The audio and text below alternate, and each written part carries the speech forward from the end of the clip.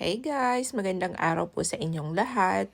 Sa video pong ito ay i-share ko lang po ang experience ko sa isang hotel sa Melbourne. Check nyo na lang po yung comment section para sa pangalan ng hotel. Maganda at malinis ang room na nakuha ko. Pagpasok mo, may isang maliit na kitchen and nandyan yung small desk which is good kung nag-travel kayo for work. Then to the right is yung toilet at mayroon siyang maliit na couch. Maganda ang view sa morning and sa gabi. Pero I actually have requested for a room change kasi yung unang room na binigay sa akin ay walang view. So nakipagpalit po ako.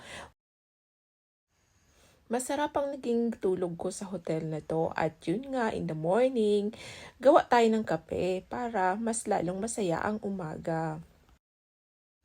Actually, walang restaurant or cafe sa mismong hotel na to pero okay lang kasi pagbaba mo ang dami-daming restaurant, mamili ka from Japanese to Chinese and I actually had an Italian pizza for dinner at sa umaga naman may mga pop-up cafe or may affiliate na cafe yung hotel.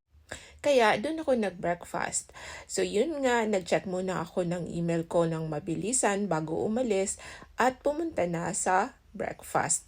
Meron din po silang parking kung kayo ay nag-drive papunta ng city. At saka meron ding swimming pool at saka gym kung type nyong mag-staycation sa hotel. Yun lang po, thank you.